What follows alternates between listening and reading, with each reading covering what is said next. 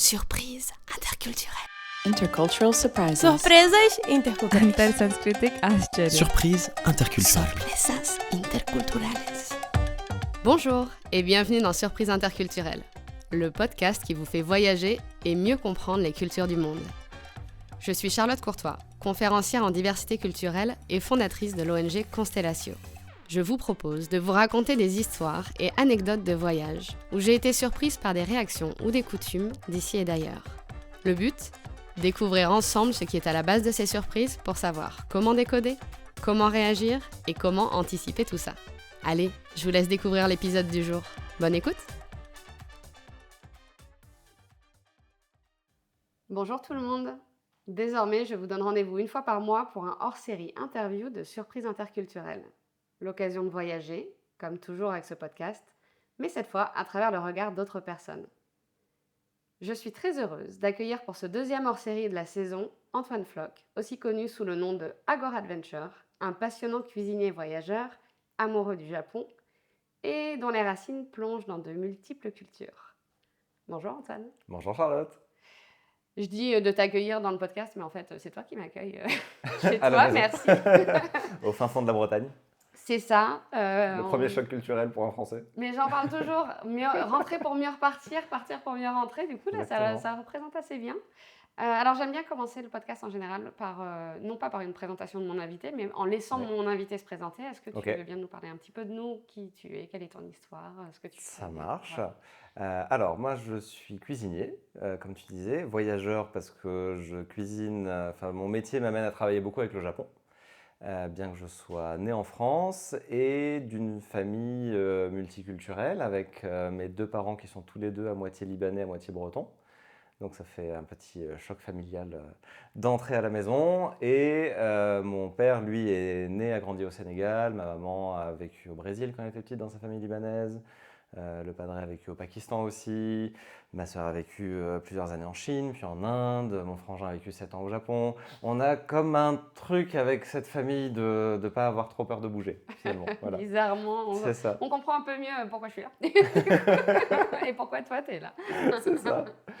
Et donc, moi, j'ai grandi dans le sud de la France jusqu'à mes 17 ans. J'ai passé mon petit bac. Je suis parti à Paris. Là, j'ai tout lâché pour faire ce que je voulais faire depuis que j'étais gamin. Il n'y avait pas de grosse surprise, ni pour mes parents. Je leur avais annoncé à 10 ans que je voulais être cuisinier. Donc voilà, une fois arrivé à Paris, hop, je passe en cuisine, je fais une école hôtelière. Et donc là, je démarre ma vie professionnelle finalement. Et donc j'ai travaillé dans différents restaurants.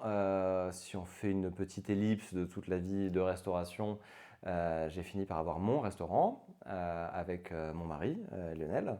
Et on a eu un restaurant ensemble à Montpellier, voilà, un restaurant de cuisine semi-gastronomique dans le cœur de la ville.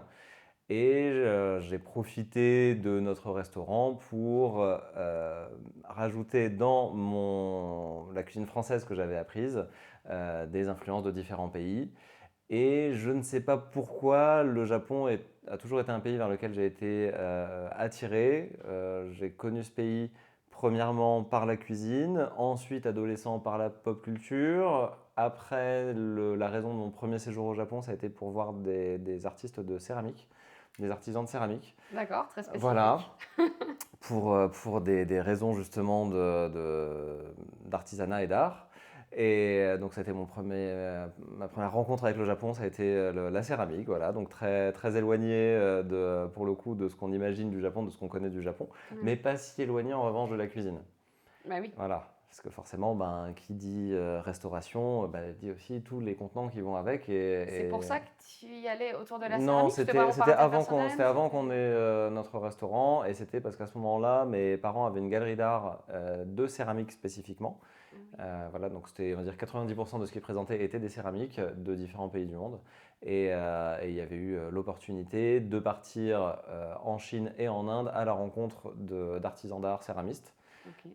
Pour voir un petit peu ce qu'ils faisaient et ramener quelques pièces comme ça à présenter à la galerie. Tu dis Chine et Inde, et du coup, toi, tu es allé au Japon. Pardon, Chine et Japon, c'était le mélange. Parce que c'était au moment où ma sœur était encore en Chine avant qu'elle parte habiter en Inde. Okay. Et ton frère était au Japon? Mon frère était déjà au Japon à ce moment-là, et lui, sans aucun rapport, ni avec la céramique, ni avec la cuisine, pas du tout. Ils sont partis avec sa compagne pour devenir reporter pour France 24 pour Ok. le Japon et la Corée du Sud. Et juste avant la catastrophe de Fukushima, le tsunami qui a eu lieu, le tremblement de terre, ils sont arrivés 2 mois avant, si je dis pas de bêtises. Ah oui. Et donc du coup, ils ont un peu couvert tout ça, toute cette partie-là, et ils sont restés plusieurs années là-bas. Et ils ont continué à suivre aussi toute la reconstruction qu'il y a eu autour de Fukushima, entre autres parmi tout un tas d'autres projets et d'autres reportages qu'ils ont fait à ce moment-là. Ok, passionnant. Ouais. Et donc toi, tu es arrivé là-bas pour découvrir la céramique et tu avais C'est déjà un pied sur place et des guides. Ouais. Ça faisait un Un petit moment peu. qu'ils étaient là-bas quand tu y allais ou...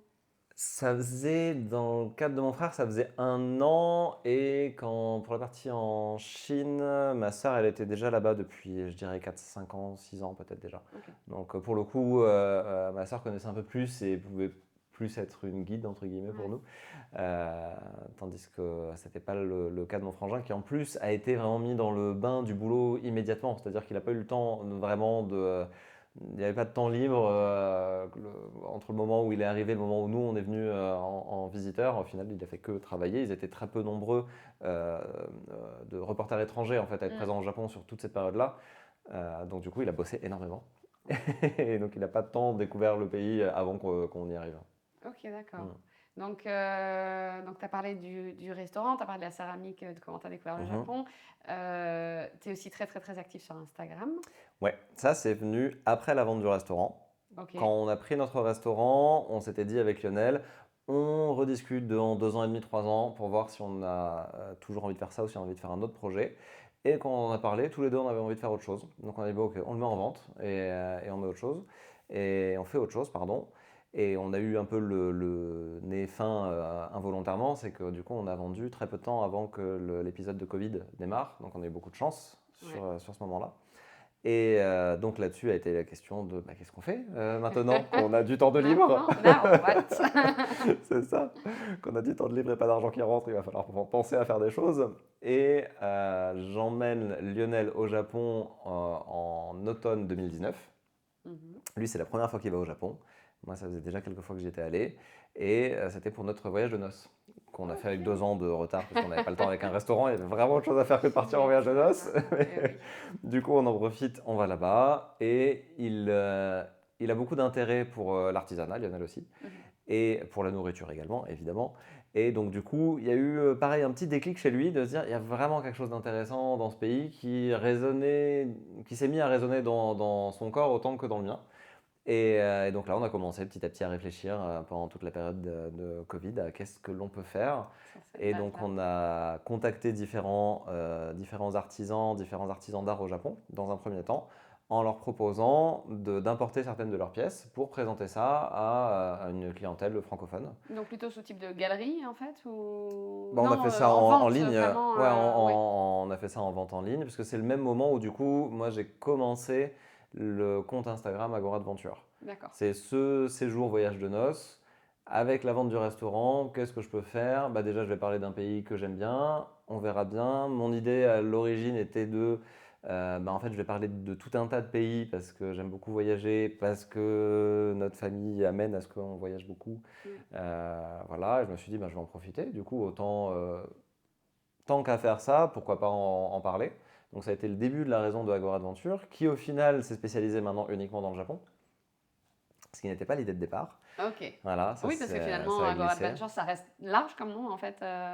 L'idée, c'était de suivre un petit peu tous les voyages et d'avoir une place où justement tout le monde est le bienvenu pour prendre de l'information sur tous les pays. C'était un peu l'idée de l'Agora remixée, modernisée, on va dire, mais dans une place où chacun peut se sentir libre d'échanger sur la question du voyage et au travers de l'aventure.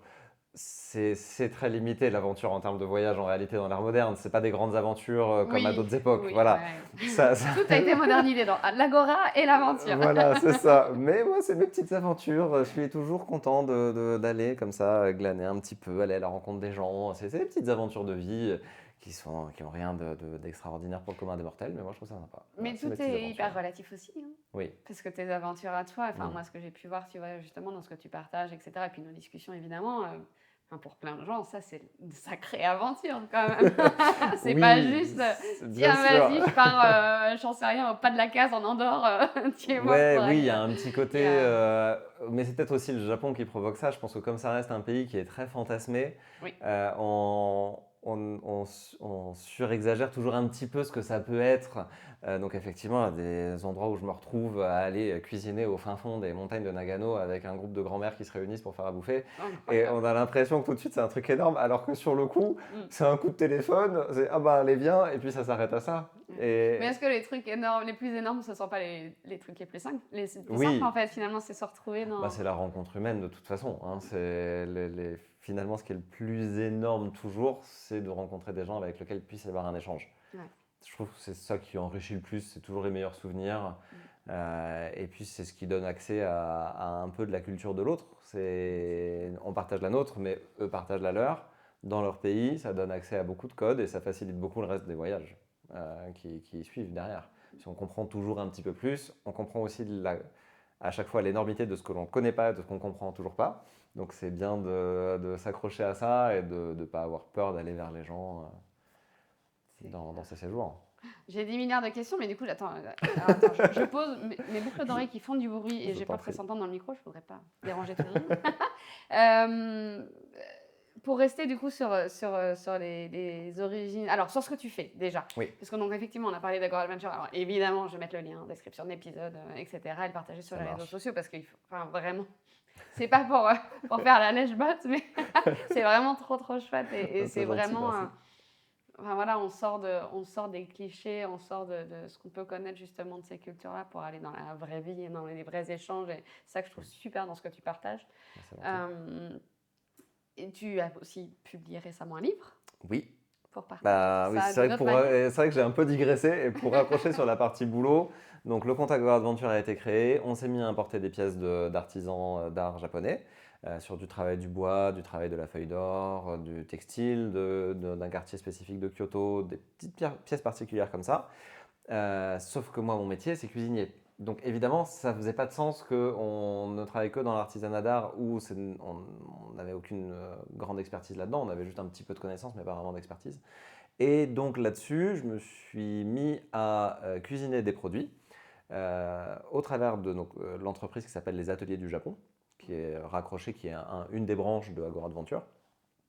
Et donc là-dedans, ça a démarré en faisant des box thématisées tous les mois où je prenais un thème, je faisais, je ne sais plus, 6, 7, 8 produits différents et on faisait un livre de recettes tous les mois là-dessus. Et donc on envoyait ça. Petit à petit, j'ai eu de la demande pour du produit au détail et donc en fait on a glissé. Et donc aujourd'hui, les ateliers du Japon, c'est très majoritairement des produits au détail que je cuisine. Sur de la cuisine soit purement japonaise, donc on va dire certaines sauces, des bouillons de ramen, des choses comme ça qui sont vraiment très typées et qui peuvent être compliquées à faire à la maison pour certaines, et des produits franco-japonais, puisque nous on est basé en Bretagne, que je travaille avec les produits que j'ai ici très majoritairement, c'est 90% de produits du Finistère Nord, donc ouais, on produit aussi une partie de nos matières premières maintenant. Et après, quand je suis au Japon, je vais à la rencontre de producteurs. Quand je tombe sur des produits intéressants, j'en ramène un peu et ça me permet de personnaliser certaines recettes avec des matières premières top de certains producteurs japonais. Voilà. Donc il y a tout un cercle comme ça qui se met en place. Et ça a fait grandir les ateliers du Japon. Sauf que comme on avait arrêté les box, on arrêtait aussi les livrets de recettes. Ouais. Donc on se remettait à me demander beaucoup de recettes. Ah oui. Et je me suis dit, soyons pas bêtes, au bout d'un moment, allons-y, faisons un livre.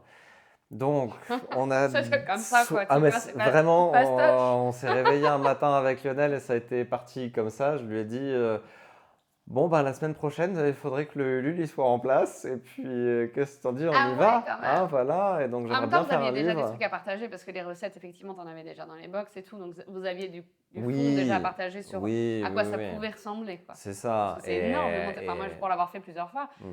c'est lourd, les campagnes Ulule. Ça n'a pas l'air comme ça, mais franchement. Mais... On y allait du coup très naïvement et je dis on.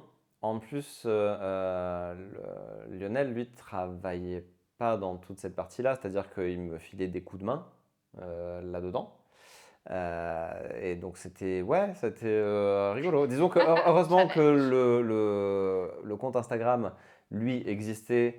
Il y avait de l'activité dessus, il y avait des gens avec qui j'échangeais, ça m'a permis de rencontrer du monde dans ce temps-là, parce qu'il y a quand même, on est en train de parler du coup de 3 ans d'existence du compte Instagram. Attends, 3 ans, hop, 2 ans d'existence du compte Instagram, pardon, avant que démarre le projet du bouquin.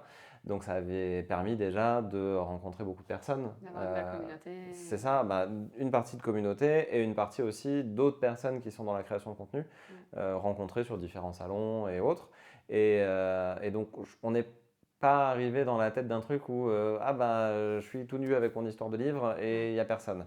À l'inverse, j'ai pas hésité à envoyer pour le coup, je sais pas, peut-être 300 messages de personnes que j'avais rencontrées dans la vie en leur disant hey, je sors ça, si tu es dispo pour en parler, s'il te plaît, faut aider parce que voilà, on n'a pas de maison d'édition, Oui, on c'est n'a comme rien. ça que ça marche, ouais. Voilà, et donc ça a permis effectivement que ça fonctionne. Et donc le livre, lui, voilà, a été financé entièrement par le Ulule. Je travaille encore actuellement sur les contreparties de tout ça parce qu'il y avait pas mal de choses à créer. C'est très long à faire tout ça et bien sûr en plus, nous c'est tout en auto-édition, hein, tout ça. Donc en fait il y a des tonnes de métiers derrière. Et notamment la logistique. Ah la logistique bien C'est sûr, lourd, hein, bien sûr. Alors après pour tout ce qui était logistique en termes de transport par exemple, du coup je savais déjà faire avec les ateliers du Japon, avec les colis, oui. comme on vendait majoritairement en ligne. Maintenant on se met à faire de plus en plus d'événements physiques, donc on vend beaucoup en physique aussi. Mais là où il y avait la majorité des ventes à ce moment-là, c'était en ligne, donc on sait très bien expédier des colis. Voilà, il n'y a pas de souci, c'est assez facile, ça va. Donc ça, cette partie-là, c'était bien. Faire une maquette, faire une correction de livre, se faire relire par un chef japonais, ça c'était plus rigolo, c'était plus sportif, mais c'était vraiment très très cool. Voilà, donc ça c'était le gros projet de l'année dernière. Aujourd'hui, ça reste sur la production donc de produits alimentaires. Et à force de travailler, de rencontrer du monde, il y a différentes choses qui se mettent en place. Et donc là, je travaille en ce moment beaucoup pour préparer l'exposition universelle qui a lieu à Osaka en 2025. Incroyable ça. Ouais, ça a lieu du 13 avril au 13 octobre. Et là-dedans, on va collaborer avec une agence de voyage qui est partenaire du pavillon France pendant l'exposition universelle pour justement créer des tours thématisés autour de la gastronomie. Avec moi qui vais être présent pendant les tours, certaines journées avec les gens pour les emmener dans des endroits qui ne sont pas accessibles via agence de voyage normalement. Donc là, c'est vraiment à force de connaître des gens au Japon et d'ouvrir des portes et tout ça que ça va se créer. Et donc c'est un gros travail qui est en train de se faire là pour la prochaine. J'ai envie de venir du coup. Ah mais c'est bien, ça va être très bien. Ça va être très très bien. Ok, alors je vais revenir un petit peu en arrière. Vas-y. Bon, clairement, tu nous as expliqué que tu avais un background familial très Pays du monde. très multiculturel, très international. C'est ça, le passeport international, je pense que j'avais dès la naissance. Quoi. Est-ce que tu voyageais avec tes parents quand tu étais enfant? Alors, ça, un petit peu, mais quand j'étais vraiment enfant, pour le coup, il n'y avait pas d'argent à la maison. Donc, pas tant à ce moment-là. On a voyagé un petit peu au Sénégal et en Guinée-Bissau quand j'étais petit, parce que du coup, j'ai de la famille encore au Sénégal. Et mon père a travaillé plusieurs années en Guinée-Bissau, dans des clubs de pêche sportive. Donc, du coup, ça a amené à ce qu'on aille dans l'archipel des Bijagos en Guinée-Bissau. Après, c'est vrai que c'est venu un peu plus tard. Du coup, quand je suis parti de chez les parents, ça a donné lieu à la possibilité de plus voyager et en indépendant, en commençant à gagner ma vie, etc. Et après, j'ai un métier quand même dans la restauration où on ne gagne pas des milliers et des cents. Donc ça a mis quand même un petit temps à ce que je puisse laisser exprimer voyager autant que j'en avais envie. Et autant que du coup, les histoires familiales m'en donnaient envie aussi. Ouais. Et après, on va dire que jusqu'à 17 ans, c'était un peu plus limité. Ça a commencé à grandir un peu plus à partir de ce moment-là. Et au final, je pense qu'il y avait quand même une frustration latente en moi sur la question du voyage qui fait que quand on a vendu le restaurant, donc en 2019, dans la même année, on est allé aux États-Unis, on est allé à Dubaï, on est allé en Malaisie, on est allé au Japon. Voilà, c'était. C'est comme le ressort là, tu sais, que tu tires avant de lâcher. Tu sais, tu commences à bosser avant d'avoir 18 ans et tu fais une espèce de parenthèse où tu es dans la restauration, où tu as le temps de rien et où tu n'as pas vraiment l'argent pour acheter du temps pour faire des choses. Du coup, ça fait quand même une espèce de grosse ellipse où tu sors de ça. tu te dis, bon, bah déjà, je vais pas en revenir tout de suite dans ce truc-là, hein, parce que c'est quand même un délire. Et ouais, il y a eu une petite vengeance de frustration là, là-dessus. Tu Et m'étonnes. donc, c'est vrai que j'ai beaucoup poussé. Évidemment, ben, les premières idées étaient tournées autour littéralement du voyage. Le Covid arrive, tout a été annulé. Ouais. À la sortie du Covid, j'ai vraiment tout fait pour le coup pour que se construise un métier où je puisse voyager. Mm. Je Et comprends pas. Et c'est de plus en plus le cas maintenant. C'est focus sur le Japon, parce que c'est vrai que j'ai une petite fixation qui est forte sur le Japon que je ne sais pas expliquer. C'est fou quand même. Mais il y a des trucs comme ça. Moi, j'ai ça avec la Tunisie. Alors, moi, Mhm. c'était pas antérieur à la Tunisie tant que ça, mais Ouais, par contre, je suis arrivée sur place et ça a été une évidence. c'était fait. Il y avait Ouais. un truc. Et j'avais fait plein d'autres pays, Mm. mais j'ai jamais ressenti ce que j'ai ressenti en Tunisie, comme si ça s'alignait, en fait. Comme Oui. s'il y avait, tu Ce vois, sentiment de je pourrais vivre là. ouais. Même pas, Pardon. je vais vivre. C'est un jour, je pense que dans mon chemin de vie, C'est ça. et c'est extraordinaire que tu puisses partager ça avec Lionel, en fait. Qu'il ait Oui. ressenti, Ouais. il aurait pu être au Japon et pour lui que ce soit comme n'importe quel autre pays. Bah, en plus, il avait Mais, beaucoup d'appréhension parce que comme c'est pas un pays sur lequel il s'était beaucoup renseigné, spécialement au cours de sa vie, il connaissait pas plus que ça le Japon, donc il avait, comment on pourrait dire, plutôt les clichés culturels qu'on peut entendre au quotidien, donc qui présentent le Japon comme étant une société très rigide. Lui qui est plutôt un esprit libre, tu le connais bien, donc voilà, voilà, un esprit libre. Il appréhendait beaucoup le fait d'arriver au Japon et de se prendre un mur culturel si fort qu'il n'arrive pas à apprécier. Et du coup, au final, avec tellement de craintes, bah, il pouvait être que agréablement surpris parce que oui, c'est un vrai que pays comme n'est ça. pas rempli que de ces clichés en Ouais. fait, du tout. Mm. Du tout. Et donc du coup, bah, il a eu plein de belles surprises et il a trouvé plein de choses qu'il aime dans la vie, dans ce pays-là. Et du coup, adapté culturellement à ce pays, donc plein de choses à connaître, et du coup sa soif de connaissances qui commence à l'envahir, et voilà, et il s'est fait porter par l'aventure justement. Ah, j'adore, c'est trop beau comment tu décris ça. Non, mais en plus, c'est tellement ça. Mm. Tu vois, quand tu te prends d'amour pour un pays ou quand tu découvres un pays, etc., tu l'as décrit à la perfection. Je trouve ça très beau. Et je comprends c'est vrai que je me retrouve dans ce que tu dis sur son appréhension. Oui. Moi, j'ai parlé dans un des épisodes là, de la saison 1 du podcast de la Colombie et du fait que c'était un pays qui était extrêmement extraverti. Oui. Et que du coup, moi, ça me correspondait vachement bien. Ok. Parce que je suis quelqu'un d'extraverti. Mhm. Et je sais que le Japon est connu pour être un pays beaucoup plus, notamment pudique sur les Ouais. émotions et l'expression des émotions, etc. Mhm. Où je me suis beaucoup posé la question, tu vois, de est-ce qu'il y a des pays où tu vas te sentir mieux parce que ça correspond mieux à ta personnalité, par exemple ou, Après, il y a toujours des bonnes surprises. C'est effectivement, au cours de la journée, typiquement, le Japon n'est pas dans l'expressivité des émotions, des sentiments en frontal. Ouais. Par contre, ça reste des humains comme n'importe quel humain. C'est-à-dire que bien sûr qu'il y a de l'émotion, bien sûr qu'il y a des sentiments, ils vont juste s'exprimer différemment que dans nos codes à nous en tant que Français ou pour d'autres pays, ça va s'exprimer différemment, mais ils sont là. Petit à petit, on apprend à décrypter ça. Et puis après, il y a aussi plein de moments de relâche. Plus on met de contraintes dans le quotidien professionnel, etc., plus il y a besoin à un moment de relâcher, d'ouvrir les vannes. Et donc ça existe aussi tout à fait au Japon comme partout ailleurs. Et donc du coup, il y a plein de moments et plein d'endroits où c'est très facile justement d'être dans l'expressivité.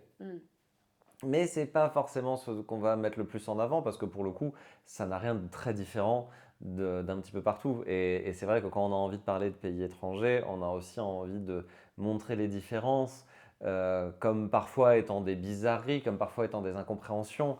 Et c'est en tant que Français, on sait bien à quel point typiquement le Japon est un pays très très fantasmé. Il y a quand même quelque chose d'assez rigolo avec ça qui vient. Il y a un imaginaire énorme C'est sur ça. le Japon. Alors que pourtant, on a beaucoup d'échanges avec le Japon depuis la réouverture des frontières du Japon, donc 1868.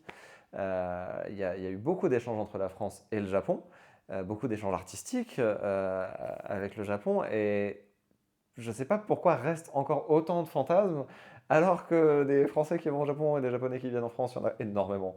C'est vrai, Mais c'est fou, ça. on reste quand même dans... Je pense qu'on est tous un peu amoureux des clichés quand même. Mais ça nous rassure. Oui, Les clichés, ça rassure Mm. parce que on a tous des stéréotypes et on en a besoin pour vivre parce que ça nous bien sûr. permet de savoir comment réagir rapidement face à une situation extérieure. Mm. Le problème, c'est le préjugé. Oui. Et donc de juger sur la base de ce stéréotype. Et c'est tout le problème. Mais les stéréotypes et les clichés, on en a besoin. Et c'est vrai qu'il y a un côté... C'est vrai ce que tu dis, on a tendance à chercher les différences. Mais moi, quand j'ai créé mon ONG, Constellatio, Oui. l'objectif premier, Mhm. c'était de faire découvrir les différences. Oui. Et en fait, je suis intervenue dans ma première classe, donc c'était une classe de CE2, CM1. Ok. Et au bout de, je sais pas, je suis intervenue 2 mois dans la classe, 2-3 fois par semaine. Ok. Je faisais écrire aux enfants des histoires, etc. Et puis ils s'intéressaient du coup aux cultures des autres pays, on en parlait, Mhm. et notamment leur culture d'origine pour ceux qui avaient des origines étrangères. Ouais. Et quand à la fin, je leur ai demandé ce qu'ils avaient appris avec le projet, la moitié de la classe m'a dit on a appris qu'on avait plus de points communs que ce qu'on pensait. Et là, je me dis ah, Oui. c'est C'est vrai que peut-être je il y a l'avais pas peut-être- vu comme ça. Il y a peut-être un fil à tirer. Et du coup, tu vois, dès les premières interventions scolaires, j'ai modifié l'âme, entre guillemets, de Constellatio Oui. pour que ça devienne aussi bien faire découvrir les différences, parce que c'est ça qui va nous fasciner, Oui. et faire découvrir les points communs qui sont beaucoup plus nombreux Comment on que se rapproche, ce qu'on peut oui. imaginer. Et Bah. notamment autour de la cuisine, d'ailleurs. Alors certes, l'étiquette va être très très différente, mais par contre, on retrouve des valeurs de transmission, de faire famille, de faire communauté. Travailler sur l'histoire de la cuisine, c'est travailler sur l'échange entre les peuples de tout temps. Mais c'est ça. Les cuisines, elles ne naissent pas de rien, hein. Elles naissent beaucoup des échanges qu'il y a partout dans le monde depuis très très longtemps. Donc c'est une très belle manière de rappeler à tout un tas de personnes que ce qui fait la richesse de n'importe quelle culture, de n'importe quel pays, c'est aussi tous les échanges qu'il y a entre tous nos pays depuis longtemps. Échanges que l'on est allé chercher, échanges qui sont venus jusqu'à nous. Voilà, On a parfois subi aussi, selon... bien sûr, selon de quel côté on peut se placer à tel moment de l'histoire. Et c'est ça qui enrichit toutes les cultures qui existent aujourd'hui. Et c'est les échanges d'aujourd'hui qui nourrissent les cultures de demain, hein. Ah, mais c'est clair. Mais si on supprimait notre alimentation, tous les ingrédients qui viennent d'ailleurs déjà, Ah bah, ce serait un Ce peu serait plus un peu triste. et il y a Je beaucoup pense de choses qui que- disparaîtraient Oui, auxquelles on ne s'attend pas. oui, Parce qu'on a complètement oublié que ça venait pas de chez nous à l'origine. bien sûr. Mais, bien sûr. D'ailleurs, le riz notamment. Bah, le riz, on peut Ou, prendre la pomme de terre, on peut prendre On la parle tomate. en Bretagne, on peut prendre... tu vois, le riz au lait, on en parlait tout à l'heure, le Oui. riz au lait, c'est quand même hyper typique breton. On l'a sur Google en Normandie. Oui. Bon, il n'y a pas beaucoup de rizières en Bretagne et en Normandie quand même, mais personne ne bon se pose la question. Ah bon Mm. Oui. Alors, Ça, c'était un point que j'ai beaucoup voulu aborder dans le livre. Donc, c'est un livre qui est un livre de recettes, un livre d'histoire culinaire sur le Japon. Aussi pour parler du fait que le Japon, qui se prétend comme qu'on aime prétendre comme étant un pays très fermé au reste du monde, a, on va dire, je sais pas, en tout cas une grosse majorité de sa cuisine qui vient d'ailleurs. Puisque c'est une chaîne volcanique, ils ont très peu de place pour faire pousser quoi que ce soit. Donc la plupart de la bouffe au cours de leur vie et des recettes viennent d'ailleurs. Du coup, c'est très intéressant d'aborder cette chose-là et d'arrêter de justement trop fantasmer le Japon comme ayant cet adage de tradition et modernité, machin. Mais voilà, le Japon n'est vraiment pas ça. Le Japon a une histoire commune avec le reste du monde, ancrée dans le reste du monde. Et ça me tenait beaucoup à cœur, ça, d'en parler justement. c'est chouette. Du coup, tu vois, je voulais te demander, donc effectivement, dans Surprise interculturelle, je demande aussi dans mes hors-séries à mes invités quelles sont leurs surprises interculturelles, alors, ou des anecdotes, etc., de choses qui sont surprenante. Alors, je veux te laisser la liberté, mais il y a quand même un truc dont j'aimerais bien que tu parles. Oui, vas-y, dont vas-y, tu vas parler, je vas-y. trouve hyper intéressant. On a beaucoup cette image du show, du chef japonais qui va cuisiner devant, etc. Ah, oui. Et tout à l'heure, en off, tu me parlais de ça et je trouvais ça hyper intéressant. Donc, est-ce que tu veux bien en parler un petit peu ? Bien sûr. Pour remettre en contexte, on parlait de la cuisine teppanyaki, donc la cuisine sur plaque avec les deux petites spatules. Cuisine qui est née à partir d'un restaurant à Kobe à la sortie de la Seconde Guerre mondiale, qui, pour les besoins de nourriture de soldats américains qui voulaient absolument leur steak grillé, s'est mis à utiliser le teppan, donc cette espèce de plaque, pour cuire un steak de bœuf de Kobe, sans matériel disponible à la fin de la Seconde Guerre mondiale. Donc c'était deux petites spatules de chantier achetées à l'équivalent d'un, je sais pas, un Monsieur Bricolage ou autre, vraiment un magasin de chantier pour cuisiner ça. Et quand on va dans un restaurant de teppanyaki au Japon, c'est très très peu dans le show-off, très très peu dans la démonstration. C'est des restaurants qui sont globalement haut de gamme, voire très luxueux, et qui sont plutôt dans la sobriété, hormis un petit moment de flambage au milieu du truc, mais on n'est pas du tout dans le show-off. Et cette partie-là, que nous on connaît en France, de très démonstratif, que l'on voit dans les séries, dans les films, il faut se rappeler de quelle série et de quel film, de quel pays ça vient en fait, toute cette culture-là, et pour comprendre qu'en fait ça vient des États-Unis. Et ce sont les États-Unis qui se sont réappropriés la cuisine teppanyaki comme étant un truc beaucoup dans la démonstration, beaucoup dans le spectacle. Et on va te faire voler une crevette, et on va te faire voler un œuf. Et c'est par le biais des États-Unis que c'est arrivé en France. Toute cette culture de la démonstration du teppanyaki que l'on retrouve très très peu au Japon. Vraiment, Mais on en parlait, c'est vrai qu'on parle de pudeur, de discrétion, et cetera, et c'est vrai que quand on y pense, c'est antinomique. Oui, avec toute la surexpressivité qu'il peut y Mmh. avoir là-dedans, puisque en fait, ça a été fait par des Japonais aux États-Unis, mais adapté à un public américain qui demande Le spectacle, quoi, oui, qui voilà, le demande spectacle, j'avais ouais, pas le mot juste, mais c'est des ça, shows. c'est ça, le très entertainment, toujours, Ouais, c'est toujours dans le spectacle. Il y a besoin de ça, ils achètent ça, c'est et la performance, en fait. C'est c'est pas ça, juste le goût, voilà. c'est il y a toute, Tout le jeu, toute la performance, ouais. alors que c'est vrai que dans la plupart des restaurants de cuisine teppanyaki dans lesquels j'ai pu manger au Japon, ça se concentre sur la justesse de la cuisson, le travail de produits d'exception. C'est vraiment, c'est concentré sur la cuisine et pas du tout dans le spectacle. C'est pas du tout les mêmes expériences. Et c'est ouais, radicalement différent de l'image qu'on peut en avoir, ouais, typiquement. Mais alors, je vais complètement chambouler, mais j'ai une trame évidemment d'interview que je ne suis qu'à moitié. Mais ce que tu viens de dire, du coup, ça me fait penser Oui, à, bah, effectivement, nous culinairement, en France, l'image qu'on va avoir du Japon, ça va être les sushis, puis maintenant le ramen qui s'est rajouté à ça, qui est ouais, quand même hyper limité. ouais. Alors évidemment, il y a énormément d'autres choses, mais Mhm. moi, ça m'intéresse aussi, si tu veux bien nous partager, heu, les sushis, par exemple. Oui. En fait, D'où ça vient? Pourquoi on nous a ça nous comme sushi voilà, en France? ouais et alors ça et puis, bah, nous, on a un peu ce truc, enfin, moi, je sais que typiquement, je vais me Mhm. dire: «Allez, c'est dimanche soir, vas-y, j'ai pas envie de cuisiner, je me commande des sushis». Donc mon Mais plateau sushi, là-bas, ouais. le sushi, est-ce qu'il est consommé dans un tu vois, dans un cadre particulier, à une occasion particulière? Est-ce que ça vient d'une région particulière? Enfin, Alors, est-ce qu'on peut avoir un peu plus de profondeur ouais, sur ce que oui, c'est, oui, oui, oui. Alors, que je suis désolé, je vais devoir rentrer dans du détail parce que là, il y a beaucoup de choses différentes OK. à expliquer. Peut-être je vais séparer en 2 parties, hein. Enfin, pour ce qui existe en France déjà, le sushi tel qu'il existe majoritairement en France, ça vient d'un côté de la diaspora chinoise au moment où ils ont dû arrêter les appartements raviolis. Quand il y a eu le gros scandale des appartements raviolis, c'est dans les années 90 si je dis pas de bêtises en France. C'est quoi les appartements raviolis? Il y avait eu un gros scandale à Paris d'appartements sous-loués avec 15 personnes qui habitent dedans, qui font les Ah, raviolis à la main, ah, qui revendent dans des restos chinois où des gens tombaient malades, et cetera. Et OK. donc, grosse opération pour essayer de faire arrêter ça à Paris. Et du coup, ça a donné une très mauvaise image de l'ensemble des restaurants de cuisine chinoise Ouais. à Paris à ce moment-là, qui se sont reconvertis en faux restaurants japonais. Ah, Donc c'est pour OK. ça qu'il y en a eu, c'est en train petit à petit d'évoluer, mais il y a eu beaucoup, beaucoup de restaurants japonais en France tenus plutôt par la communauté chinoise. D'accord. Et donc ça vient de tout, ça découle de tout ce moment-là. Et à ce moment-là, la communauté chinoise parisienne prend les codes des sushis et des makis aux États-Unis.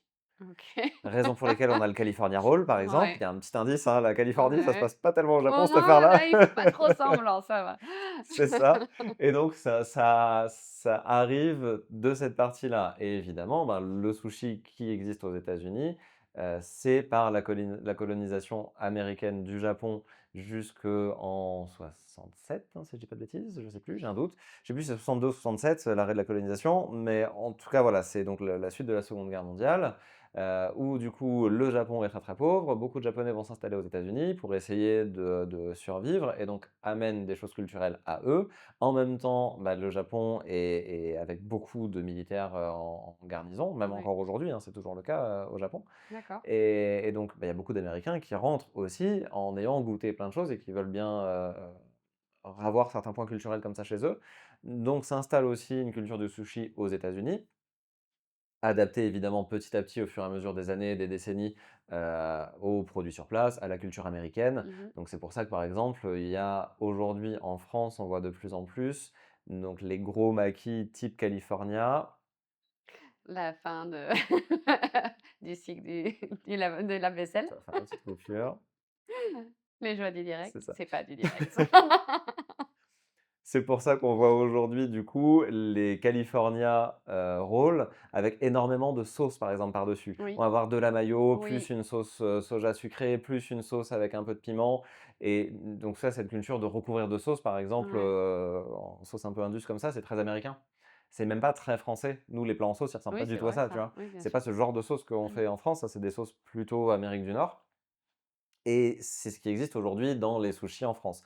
Après, on voit de plus en plus de véritables cuisines japonaises en France, de plus en plus de restaurants qui sont soit tenus par directement des Japonais qui sont venus s'installer en France, ou tout un tas d'autres personnes qui se sont intéressées à comment ça se passait au Japon pour essayer d'apporter un petit peu plus de véracité dans la cuisine proposée chez nous. Et donc, on trouve des vrais restaurants de sushi, des vrais restaurants de ramen de plus en plus, ou d'autres types de cuisine japonaise, puisque vraiment, ça se limite du coup pas Bah à oui, ça, même ouais. si ça a du mal à s'ancrer chez nous, mais la cuisine japonaise est très vaste.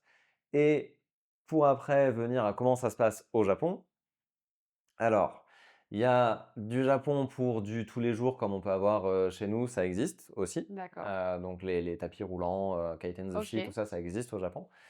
Déjà, même cela, c'est meilleur que les sushis chez nous. Vraiment, ça n'a rien à voir que le sushi basique, on va dire, hein, parce que Mmh. chez nous, il y a des vrais restaurants japonais de sushi qui sont du coup gastronomiques, donc ça va Ouais. être très cher. Un peu comme la cuisine française à l'étranger où, à part Souvent les très cher. crêperies, C'est ça. C'est où ça. Et effectivement encore, partout, hein, il y ouais, a des crêperies à l'étranger où vraiment ouais. ils abusent sur les prix. Mais, mais oui, les restaurants de vrais sushis en France sont globalement très chers puisqu'ils se concentrent sur le sushi gastronomique. Ouais. Au Japon, il n'y a pas que le sushi gastronomique. Il y a du sushi du tous les jours qui va coûter vraiment pas cher et qui va être meilleur que chez nous aussi parce qu'en général, c'est 50% de poisson avec le riz, c'est du riz de bonne qualité, qui savent préparer aussi, parce que Mmh. on a un peu de mal à savoir cuire le riz dans notre pays, malheureusement. Donc voilà, globalement, c'est meilleur, même pour le sushi basique. Et excuse-moi, juste Ouais. le sushi basique, du coup, c'est plutôt en restaurant ou ça va être de la street food aussi, un truc que tu peux acheter dans la rue? Alors Il tu y a cette peux alors, culture-là un peu ou pas trop? le sushi n'est pas dans la street food, c'est-à-dire OK. que c'est pas tu vas pas avoir un comptoir à même la rue où tu te Ouais, prends ton sushi à manger dans la rue. Ça se c'est passe plutôt pas restaurant, quoi. ouais, Mmh. ça se passe pas comme ça. Donc tu as par contre les supérettes qui font beaucoup de sushi au Japon et c'est fait obligatoirement le jour. Donc en OK. fin de journée, il y a toujours des promos pour vendre les derniers trucs qu'ils ont Mmh. préparés. Le lendemain, tu n'as que le truc du jour. Donc ça, c'est plutôt bien et c'est un bon moyen quand tu bosses au Japon, quand tu es étudiant au Japon, pour ceux qui font des échanges universitaire, par exemple, au Japon, c'est d'aller faire ses courses une demi-heure à une heure avant que le magasin ne ferme. Et ils font tous des promos comme ça, et ça permet de manger vraiment pas cher. Et donc, on va dire l'équivalent du plateau de sushi à 30 euros qu'on aurait chez nous, là, il serait à 4-5 € au Ah oui, Japon. d'accord, oui, quand même. Ouais, et meilleur. Ouais. Voilà, donc ça, c'est OK, donc les ça, c'est petits pour tips. le sushi accessible. Voilà, pour le sushi accessible. Et le sushi accessible, quand tu as goûté des bons sushis, le sushi accessible, c'est même pas bon, en fait. Ouais. Après, voilà, tu as des restaurants de sushi pour le coup, haut de gamme et c'est vraiment une autre expérience. C'est servi sushi par sushi, c'est, beaucoup de temps de maîtrise, beaucoup d'exagération à la japonaise aussi sur le temps qu'il faut pour accumuler cette maîtrise. C'est-à-dire pendant longtemps, c'était vraiment plusieurs années d'études, pour être capable de faire un très bon sushi.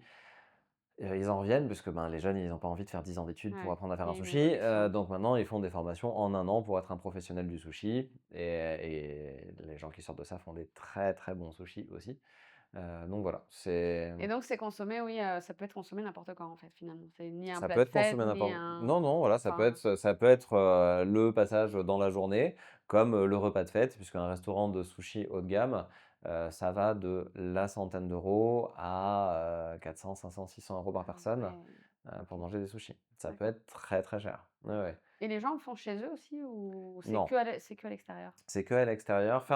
Faire un vrai sushi, en fait, c'est assez compliqué. Mmh. C'est surtout que dans la cuisine japonaise, la cuisine du quotidien, il y a plein de choses très, très simples à faire. Donc c'est rare de faire ça et à la maison, ils vont plutôt faire des futomaki, donc la version qui est un cône avec Oui, du riz et on met un peu ok. ce qu'on veut dessus. Donc en fait, Ouais, ils vont faire à la manière d'une soirée crêpe chez nous où chacun va mettre ce qu'il veut dans sa crêpe. Et ben là, on fait génial. des plateaux avec un peu de concombre, plein de types de poissons, un peu de carottes, etc. Et chacun va se Et composer. tortilla mexicaine C'est version. ça, exactement. Et Ok, chacun va se composer son futomaki. excellent, Hmm. extra. Euh, En quoi, selon toi, la cuisine est un... Alors, je mets un peu... Du coup, je t'impose un Oui. petit peu mon avis, mais Vas-y. je pense qu'on est d'accord là-dessus. En quoi, d'après toi, la cuisine, c'est un bon vecteur pour découvrir une culture? Ouais, ça va, on va être du bon avis, hein, C'est bon, on est du même avis. Je t'ai pas trop mis les mots dans la Non, non, bouche. ça va, ça va. Alors, on va dire, si on revient sur le fondamental, c'est très très bête, hein, mais bah, on a tous besoin de manger. Ouais. Et la nourriture s'en construit avec la culture, obligatoirement. Donc, de la même manière que ben, pour connaître la culture de l'autre, ben, c'est bien de s'intéresser à la nourriture. Ben, quand on s'intéresse à la nourriture d'un pays, c'est bien de s'intéresser à la culture pour comprendre comment on en vient à ce que cette nourriture existe. Ouais. Et donc oui, c'est toujours, c'est quelque chose, on est dans l'échange en fait dans la nourriture. Autant la personne qui va le préparer, bah, elle prépare pour quelqu'un, pour ses clients, pour sa famille, pour ses amis. Donc déjà c'est un acte d'aller vers l'autre. Ouais, ouais. Et la personne qui reçoit, bah, elle ne reçoit pas qu'un plat, elle reçoit ce qui vient avec, c'est-à-dire tout l'environnement culturel et tout ce que la personne a eu envie de mettre dedans. Et donc c'est voilà, une bonne manière d'appréhender l'échange, je trouve, est très, très simple. Surtout qu'en général, quand on arrive dans un pays, les nourritures les moins chères sont souvent les nourritures les plus culturelles du quotidien des gens. Mhm. Donc c'est très C'est vrai, intéressant de passer par tout à là et fait. de ne pas aller que dans des restaurants gastronomiques parce qu'on veut se faire un super voyage magnifique, etc. C'est super, c'est très bien d'aller dans des restaurants gastronomiques une fois de temps en temps. Mais si on ne va que là-dedans, on s'éloigne aussi de ce que de ce qu'est De la culture, l'âme. d'un pays, en fait. Ouais. Il faut aussi aller vers la nourriture du quotidien, il faut aussi aller dans des petits, troquets, dans des petites cantines, dans des petits bars à tapas, c'est voilà, il y a de la chaleur humaine là-dedans et il y a de la culture, beaucoup de culture. C'est clair. Et puis pour le coup, le Japon, je trouve que c'est un des pays où ça fait le moins peur d'aller manger de la street food, tu vois. Parce que c'est un peu ça, je trouve, qui Sanitairement, c'est pas mal. personnellement, c'est un truc qui me bloque un petit peu dans certains pays, c'est de dire, Oui. bon, ok, alors j'ai envie de faire du Mmh. vrai de vrai, je vais faire de la street food. Par contre, bon, alors je prévois rien dans les 2 3 jours qui suivent parce qu'on sait jamais. C'est vrai, c'est vrai. Bah oui, pour le coup, c'est nous qui passons pour des crasseux pour les Japonais, hein. Oui, il y a une culture de l'hygiène qui est très forte au Japon Ouais, et c'est aussi dans l'alimentaire. Il n'y a pas ce souci, par exemple, de dire ben, s'il y a des glaçons dans la boisson, ben, je ne bois pas la boisson parce oui, que l'eau elle est faite avec c'est l'eau du ça. robinet, je vais être malade. Ouais. Ça, non, il n'y a aucun souci au Japon Mm. avec ça. Au contraire, c'est un pays qui a ce cliché qui n'est pas tant un cliché d'un pays très propre. Ouais. Évidemment, il y a plein d'endroits aussi qui peuvent être sales, etc., dès que c'est pas à la visibilité du commun des voyageurs et Mm. des gens dans leur quotidien. Mais globalement, c'est un pays qui est très propre et qui a un côté sanitaire voilà, qui est largement aussi puissant qu'en France, Ouais. voire même plus pour certains points.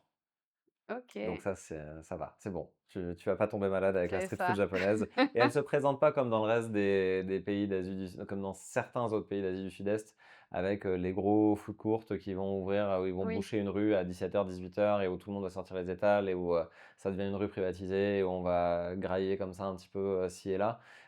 C'est pas tant ça. Il y a quelques endroits au Japon où ça existe un petit peu, comme par exemple à Fukuoka, où il y a des chariots qui vont venir s'installer à 17h sur les bords de la rivière et rester jusqu'à 4-5 heures du matin comme ça, et où ça ressemble un petit peu Ah, à c'est trop ça, chouette. mais sinon c'est plutôt pendant les festivals. L'année au Japon est rythmée par énormément de festivals partout dans le pays, Ah, d'accord. et un festival au Japon, c'est des stands de nourriture. Voilà, Ok, c'est des tonnes génial. de stands de nourriture, et donc on va manger là-bas pour pas très cher et manger des petits trucs. Voilà. C'est vraiment ce moment-là. Dans le quotidien, il y a finalement peu de comptoirs à l'extérieur sous cette forme-là. Ça disparaît de plus en plus. Mmh. Ah, mais ça donne envie d'y aller, forcément encore plus. Ah, évidemment, j'avais déjà envie d'y aller, mais est-ce que tu as une autre anecdote, une surprise, que tu as pu avoir sur un mode de Ok, fonctionnement qui peut être différent d'un ouais. autre? On reste dans la cuisine ou on bouge de la cuisine? Comme tu veux. Bon, si on reste dans la cuisine, moi, des trucs qui me fait le plus marrer, c'est pas un choc culturel en soi, mais des trucs qui me fait le plus marrer, c'est que l'appropriation du dessert, le Mont Blanc en ce moment au Japon, m'a fait beaucoup rire. Parce que vraiment, c'est un dessert qui est totalement tombé en désuétude en France et qui fait un carton au Japon depuis plusieurs Incroyable. années, à tel point qu'il y a des magasins qui ne font que du Mont Blanc et où c'est difficile d'avoir une place. Ah ouais, à ce Ouais, point-là? oui, oui, oui, oui, où ils ont une petite machine, une petite presse où ils vont presser la pâte de marron devant toi pour te faire tout le petit, pour le Le coup, un show à petit nouveau? show, tout ça, voilà. C'est très, tout est très visuel et tout. Et en plus, c'est hyper bon. Déjà, c'est très bon pour ceux qui aiment le marron, évidemment. Bien sûr. Aller sur le Mont Blanc, c'est très très bon, si vous en voyez en France, bien sûr. Mais finalement, aller au Japon, vous en trouvez beaucoup plus facilement que chez nous, je Mais pense. on en revient au même truc, en fait, on se retrouve avec, il y a des pays qui ont une image à l'étranger, Mm. où il y a un plat qui va être genre hyper représentatif Oui, et puis en fait, ouais. finalement dans le pays, bah, pas tant que ça, en fait. C'est ça, complètement.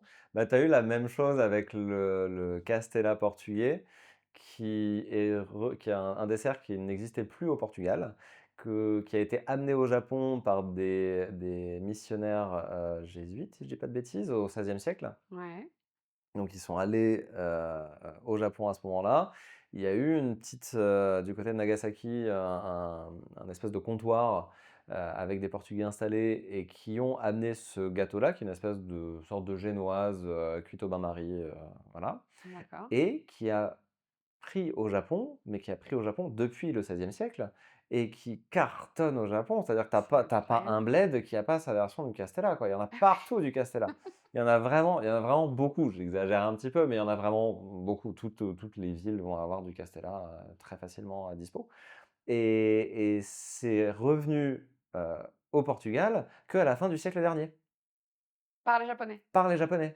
Voilà, et en fait, enfin, par des Portugais qui sont allés au Japon, qui ont Hein, hein. vu le Castella partout au Japon et qui ont appris que c'était portugais et qui se sont dit: «Bah, OK, bah, on va le refaire au Portugal alors», et ils sont remis à faire du Castella, et donc le Castella, japonais est redevenu le Castella portugais Mais maintenant, c'est magique, mais je trouve ouais. ça magique de voir comment en fait, en sociologie, il y a vraiment Mmh. cette idée de la culture comme étant quelque chose, qui est relatif, en fait. Oui, oui, Ta culture, elle n'existe pas en soi, elle existe en opposition à d'autres cultures. oui.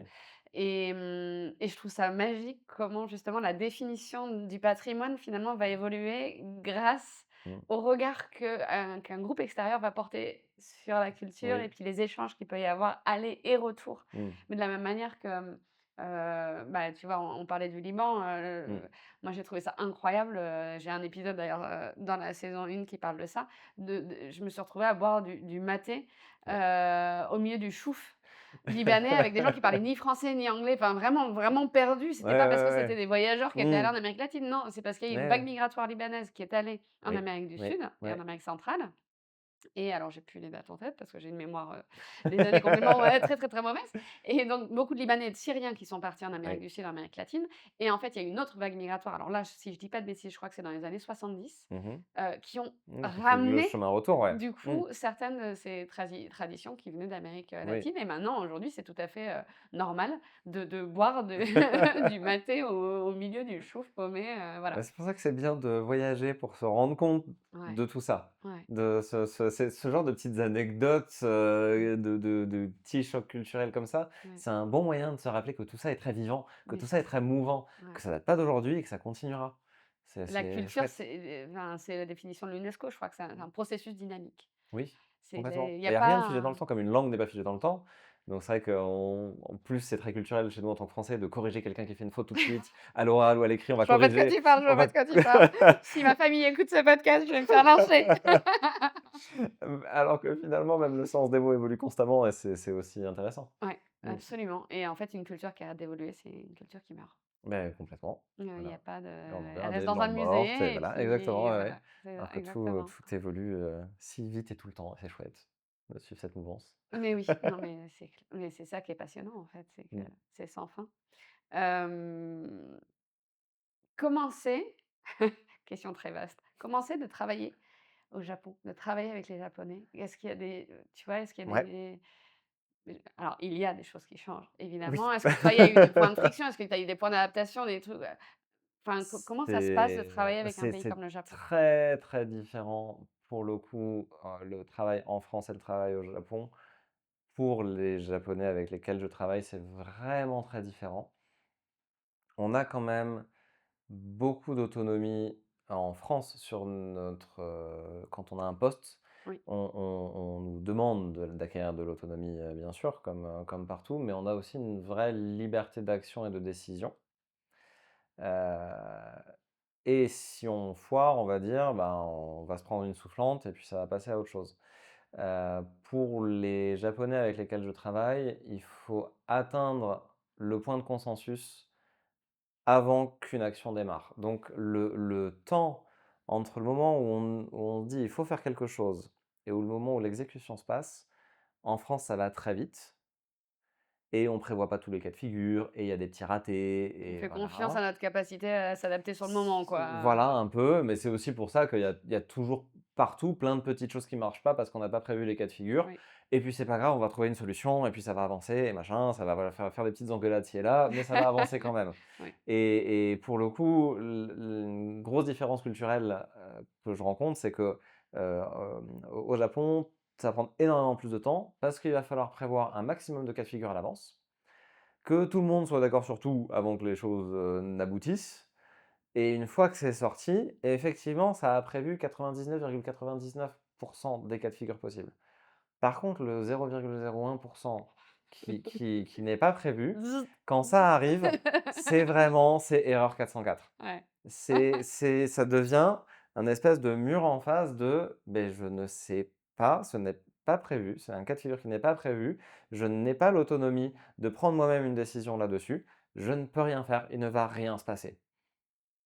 Incroyable. Et c'est un gros mur. Donc après, globalement, le pays est, je trouve, beaucoup plus fonctionnel que la France parce qu'effectivement, ils prennent le temps de réfléchir à beaucoup, beaucoup de choses sur tous les sujets avant d'enclencher des actions. Donc à la fin, ça lisse quand même le quotidien, ça rend vraiment un quotidien plus facile de ce que j'en perçois en tant qu'étranger qui n'y vit pas. Oui. Voilà, faut quand même prendre des petits guillemets là-dedans. C'est-à-dire que je ne fais pas face, par exemple, très peu face à l'administration japonaise. Je sais peu comment elle fonctionne. Je sais qu'elle est aussi lourde que l'administration française. Euh, pour en avoir discuté évidemment avec des gens qui habitent actuellement au Japon, qui viennent de France ou d'ailleurs, ou même mon frangin qui habitait là-bas, il y a des petites difficultés, des petites incohérences, des choses comme ça, surtout pour des étrangers qui viennent s'installer au Japon. Du style, ben, pour ouvrir un compte en banque, il faut un numéro de téléphone japonais. Pour avoir un téléphone japonais, il faut avoir un compte en banque au Japon. Voilà, ce genre de petites Youpi. incohérences, tout Ouais. ça. Alors après, ben, il faut trouver des astuces, il faut trouver des gens qui aident. Voilà. Il y a des petites complexités comme ça, mais globalement, le pays est beaucoup plus fonctionnel. Mm. Beaucoup de cas de figure sont prévus. Dans le travail, c'est pareil. Donc, ben, ça met des temps de décision qui sont infinis et qui sont très frustrants pour nous qui avons l'habitude de OK, il faut faire ça, OK, je fais. Ouais. Et c'est pas parfait, c'est pas grave, mais au moins la chose elle avance. Et puis comme ça, on va confronter tout de suite notre projet à la réalité. Et du coup, on va adapter avec tous les cas de figure qui vont se présenter à nous et on va faire le travail comme Ouais. ça. Alors que pour la version japonaise, on va prévoir tellement de cas de figure, dont certains qui ne serviront jamais, que moi, ça me Ouais. donne le sentiment de temps en temps de perdre du temps. Et de l'énergie. Par contre, une fois que tu arrives au résultat, mais c'est tellement, comment dire? Fonctionnel Ouais, c'est fluide en que fait. c'est Ça, quand tellement ça fluide. roule C'est quoi. ça, Mm. exactement. Que du coup, ben, tu as peu de stress, à arriver après. Donc la tension chez nous, elle arrive à la fin du projet quand tu la confrontes à la réalité. Au Japon, la tension, elle est sur toute la préparation en amont. C'est Donc hyper voilà, c'est intéressant. quelque chose qui est assez différent. Mm. Et après, bon, j'ai l'avantage de travailler avec des gens qui travaillent avec l'étranger. Donc je suis finalement peu confronté à des entreprises purement japonaises. Ouais. Ça arrive un petit peu quand il s'agit d'arriver sur des bureaux du tourisme de certaines localités éloignées ou des choses comme ça, qui ont peu l'habitude de voir des personnes étrangères Mhm. ou même de voir des Japonais cosmopolites, on va dire. Ah oui, d'accord. Et donc là, du coup, ça peut être un peu plus ardu. Mhm. Euh, Il y a quand même un mur de confiance qu'il faut installer qui met du temps. Qu'on peut trouver aussi, j'imagine, dans des endroits un peu reculés en France, finalement, un peu dans tous les C'est pays, qui ont ça. peu l'habitude d'être avec des gens différents, quoi, quelque C'est part. ça, bien Mm. sûr. La barrière de la langue existe là-bas comme pour tous les pays. Et ben, plus on atterrit dans une campagne reculée, plus il faut montrer patte blanche, il faut exprimer qu'on vient avec sincérité, ce qui est normal. Voilà, on arrive dans le quotidien des gens. Même quand c'est eux qui en font la demande, bah, ils sont toujours surpris, ils ont toujours peur, ils ont toujours des inquiétudes, beaucoup d'appréhension en fait dans l'échange avec l'autre. On a toujours peur de l'autre, surtout quand on voyage pas, on a toujours peur de l'autre. Et puis surtout, ce que tu décris Mmh. ils ont peur de ce qui est pas prévu. Alors là, quand tu Oui, es face à quelqu'un qui oui, fonctionne pas comme toi, c'est ça. ce qui est pas prévu, c'est hyper, C'est ça et ça arrive tout le même temps, quoi. c'est ça et même quand tu te retrouves dans le cas de figure où la personne, elle vient parce qu'elle veut avoir ton ressenti de français ou de francophone pour, je sais pas, discuter, ça m'est déjà arrivé en consulting du coup, d'arriver dans un endroit où ils veulent que je leur fasse enfin que j'essaye différentes, choses touristiques qu'ils veulent présenter et que je leur dise: «Bah, est-ce que ça peut correspondre à un public français ou pas? Est-ce qu'il y a des choses à changer là-dedans?»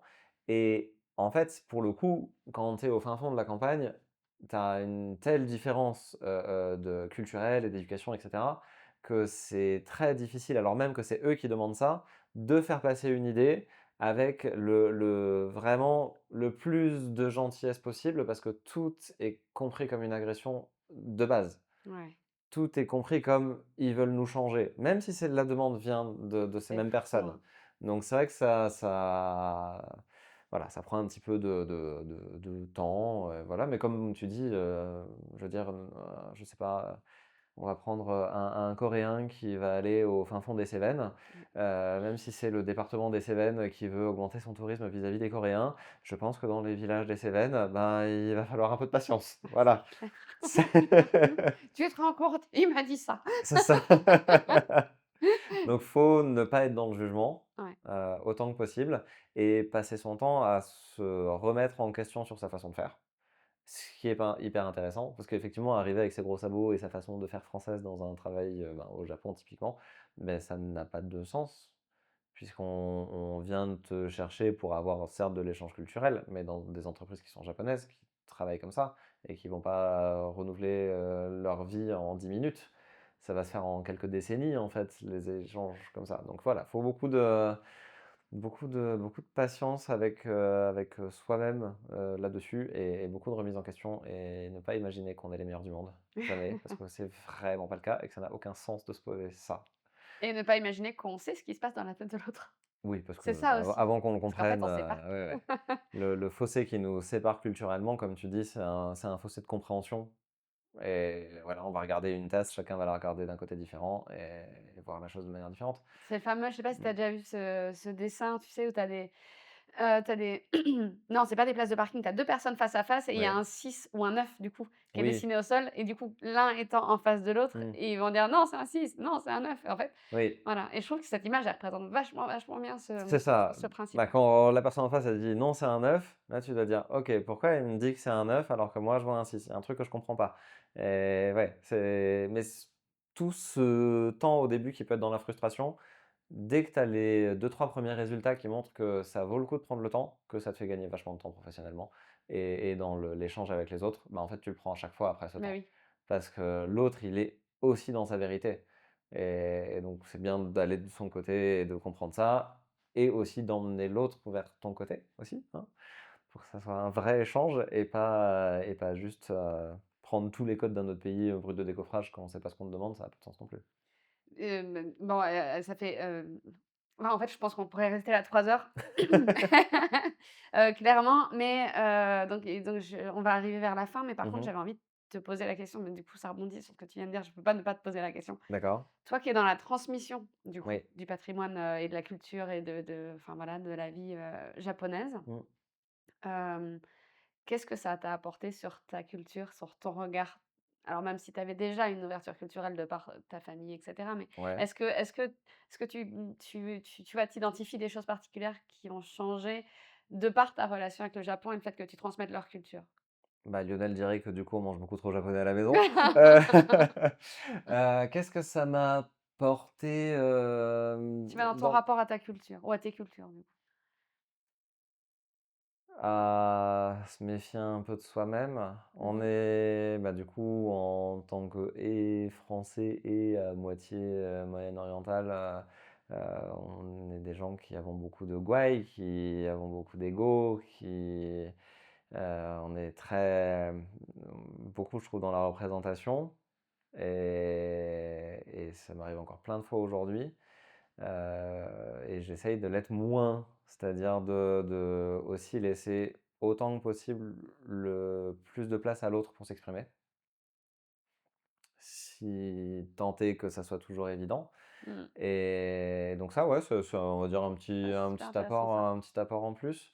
Mais je sais pas si c'est spécialement le Japon qui apporte ça, c'est juste le fait de rencontrer l'autre qui te fait comprendre que bah, c'est intéressant d'avoir le ressenti de l'autre pour se faire grandir soi-même. Mm. Et peu importe le pays, je pense que c'est à peu près valable Ouais. dans un échange. Après, peut-être que la question elle se pose un petit peu de par le côté introverti ou extraverti d'une culture. C'est-à-dire qu'effectivement, alors moi, je me suis pas forcément posé cette question de base en termes culturels, mais en termes Ouais. interpersonnels, parce que je suis quelqu'un Oui. de très extraverti. Mm. Et par contre, je suis passionnée par ce que j'adore découvrir les gens, tu vois. Oui. Et donc, c'est pas pour rien que je fais un podcast et que je fais des interviews. Mais j'ai appris avec le temps que c'est pas parce que moi, je savais exprimer les choses Mm. que la personne en face allait s'exprimer aussi librement que moi. Oui, et qu'elle allait comprendre en plus ce que tu allais lui dire. Ouais. Exactement et donc du coup, peut-être qu'il y a un impact, tu vois, du Japon sur ton regard parce que c'est une culture qui va pas forcément, naturellement venir, tu vois, te présenter tout tu vois ce que je veux Ça dire? me fait. Il y a une lumière qui vient de s'allumer dans ma tête là avec ça. C'est le double sens d'une phrase. Ça, le Japon, ça m'a appris ça vraiment parce qu'il parle en sous-texte. Quand on te dit quelque chose en en japonais, il faut comprendre vraiment ce que la personne essaie de te faire passer comme message. Parce qu'ils vont très peu de fois, par exemple, te dire un nom brutalement, frontalement. D'accord. Si on va un peu dans l'exagération, c'est si je te propose d'aller au resto et que tu vas me dire que tu vas voir si tu as le créneau disponible pour aller au resto, bah, il faut comprendre que tu viendras pas en fait. Ah, Et c'est le Inch'Allah local. voilà, un petit peu dans l'idée. Donc, tu as plein de choses, tu as plein de sous-textes dans la culture japonaise que du coup, bah, les Japonais, ils identifient tout de suite. Ils comprennent tout de suite parce qu'ils parlent naturellement comme ça. Donc, pour eux, c'est pas du sous-texte. Ils comprennent tout de suite tous les doubles sens de tous les mots. Et ça, pour le coup, en tant que Français, où on parle de manière extrêmement cash, ça m'a appris à faire beaucoup plus attention à ça. Et j'ai une petite anecdote là-dessus d'un repas avec le boss d'une boîte japonaise avec laquelle j'ai collaboré, où pendant le repas, je pose des questions sur comment on peut bien remercier quelqu'un qui invite. D'accord. Qui va payer l'addition. Parce qu'il y a beaucoup de manières de remercier au Japon. Et il y a beaucoup de niveaux de langage, comparativement au français, qui déjà est assez riche en termes de niveau de langage. Le quotidien de la langue japonaise l'est beaucoup plus. Et du coup, c'est des mots que je ne connais pas, c'est des formulations de phrases que je ne connais pas du tout. Et donc, je pose la question en ce sens-là. Et donc, le boss en donne une vraiment, mais beaucoup trop chiadée, on va dire. Et que pour le coup, donc les gens de son staff qui étaient autour n'emploient même pas. Si, ils valident complètement ce truc-là, mais où c'est vraiment une manière voilà, Très, très, très très formelle. soutenue. Ouais. Voilà. Et il n'y a qu'un Japonais qui connaissait vraiment cette formule comme ça. Les autres qui étaient des étrangers qui parlent japonais, qui habitent au Japon, ne connaissaient pas cette formulation. Et le boss finit par dire après que oui, ça serait très bien que j'apprenne des formulations comme ça. Et nous, en français, on dit, bah du coup, oui, ça serait très bien qu'il apprenne ça. Ouais. Lui, ce qu'il a voulu me dire, c'est que je ne le fais pas assez. Ah! C'est Ah bah ça. C'est ça le sens de sa phrase. Et donc, Il faut un souffleur en fait à côté. Et donc c'est typiquement le double. Alors il n'y a pas de méchanceté là-dedans, c'est pas purement passif-agressif, même si du coup il y en a beaucoup de fait dans la langue japonaise avec tous ces doubles discours, il y a beaucoup de passif-agressif. Mais c'est aussi juste du discours naturel, ou pour faire juste passer un message, quoi, bête comme chou. Mais moins violent que de dire, par contre, si tu pouvais faire un effort, ça serait cool. Quoi. Voilà, c'est ça. Et que en gros, ma manière de remercier est beaucoup trop familière et qu'il faut parler du coup, en Keigo ou encore au-dessus, donc des formulations de langage que je maîtrise absolument pas parce que c'est vraiment compliqué, et que ça montre plus de respect du coup pour remercier. Donc c'est ça qu'il veut dire dans le fond. Mais du coup, il te le dit pas comme ça. Et donc ça, voilà, le Japon, t'apprend à entendre ça Donc, et il te faut t'apprends un à l'entendre dans ta traducteur, propre langue. C'est ça, il te faut un traducteur de la langue et il te faut un Oui. traducteur des codes en fait. Oui. Mais ça marche très bien pour le français. Je me suis rendu compte qu'en fait, en français, on utilisait beaucoup le double langage. D'accord. Quelque chose que je perçois pas. C'est vraiment un apprentissage, on va dire. Je sais pas pourquoi. Il y a des gens qui sont très forts pour entendre le double discours, ce que la personne veut vraiment dire. Moi, je vais être plus très premier degré. Si on me donne une phrase, je prends les mots avec leur sens et je l'absorbe comme ça. Et voilà. Et en fait, ben, non, en français aussi, on utilise beaucoup de double discours et il faut essayer beaucoup de décrypter ce que la personne elle a vraiment l'intention de te faire passer comme message.